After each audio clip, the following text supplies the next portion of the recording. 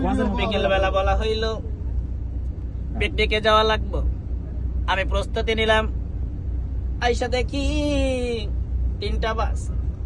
মনে ভাবলাম সুন্দর বাসটাই বোধহয় আমার হবে, কিন্তু না, কপাল পুড়ে গো, সবচাইতে দুর্বল বাসটাই আমার কপালে জুটল।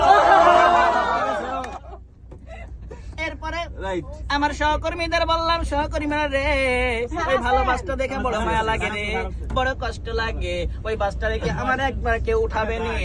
না না, তুমি গরিব, তোমার ওই বাসে উঠা যাবে না। তুমি একটু শয়তানি করো, তোমার ওই বাসে উঠা যাবে না। তুমি 3 নাম্বার গ্রুপে থাকো, তোমার ওই বাসে উঠা যাবে না। এই বলিয়া রে আমাদেরকে সবচাইতে দুর্বল বাসটা দিয়ে দিল। এরপরে মনের কষ্টটা, বাসে উঠার পরে একটু শান্তি পাইলাম, মনের ব্যথা বেদনা সবই ভুলে গেলাম।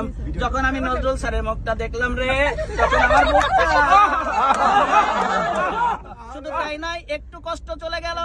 তারপরে আবার যখন দেখতে পেলাম আমাদের লিয়াকত আলী স্যারকে, তখন মনে যত দুঃখ ছিল রে, তার 80% দুঃখ চলে গেছে।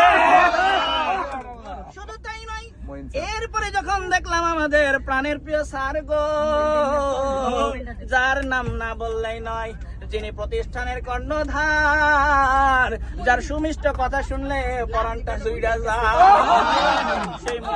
সেই ভাইস প্রিন্সিপাল স্যার যখন আসলেন, তার মুখটা দেখে রে পরানটা ভইরা গেল।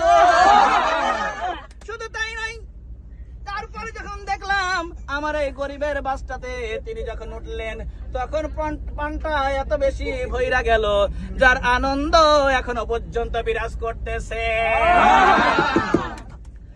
শুধু তাই নয়, তারা উঠার পরে খুব ভালোই চলতেছে, কিন্তু দুঃখের বিষয় আমাদের মধ্যে গো অনেকেই আমাকে কথা দিয়েছিল,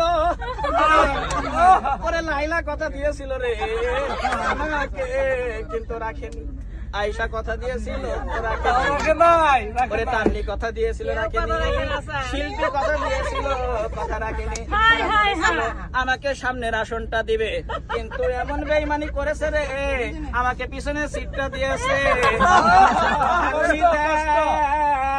কলিজার ভিতরে বড্ড আঘাত লাগে। শুধু তাই নয়, আমাকে বলেছিল আমার অভিভাবক আবিদা সুলতানা, আমাকে বলেছিল লতা